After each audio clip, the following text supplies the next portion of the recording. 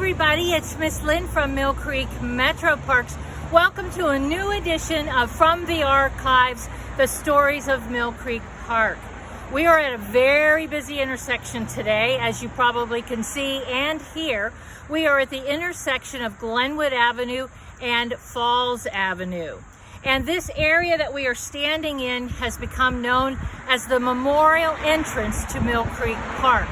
And it received that designation when they decided to locate the statue of Volney Rogers just right down the hill. Now, I do have a before and after picture from the Green Cathedral book by Dr. Melnick. So on this side is the before, and you can see in the right-hand corner there is a house back there.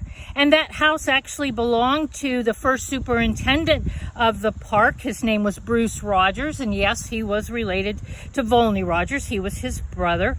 And that house ultimately was sold and moved to a new location once they decided to locate the statue here and open up the area to make it more prominent.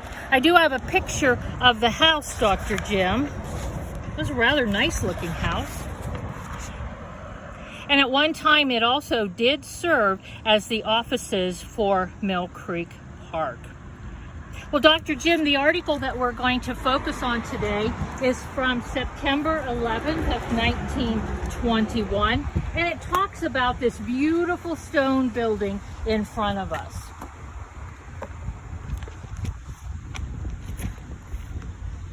So here's the article, Dr. Jim.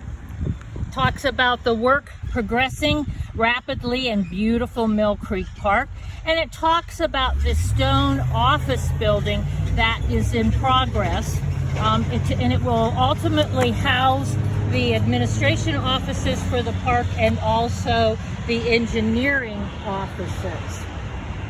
Now, this building was designed by Barton E. Brooks, a local landscape architect, and he also designed a number of other buildings here in the park in the 1920s. He and his partner are also responsible for a number of the beautiful houses that are over on Volney Road and Ottawa and Genesee Drive.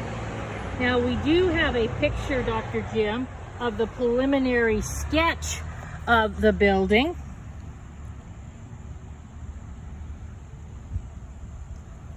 Looks pretty much about like it's supposed to, I think. So now this building was completed in 1922. Oh, Dr. Jim, that means they're going to have it's the 100th birthday next year. And the yellow sandstone was actually quarried right here in Mill Creek Park over at the Bear's Den Quarry. And it's the same stone that was used to build the Chestnut Hill Pavilion. Now, as you look at the front of the building, notice the pillars. Notice the original bronze lights that are on both sides of the doorway. Now, today, this beautiful building actually is the offices of our Mill Creek Metro Parks Police Department. But if you look at the building itself, it speaks to the timelessness of the era, the craftsmanship, and also to the park. So the next time that you enter the park off of Glenwood Avenue onto Memorial Hill Drive, just pause for a moment and enjoy the beauty of this stone building and think about its history a little bit. So we hope you've enjoyed learning a little bit more about the stories in Mill Creek Park. We thank you for spending time with us, and we hope to see you again soon. Bye-bye, everybody.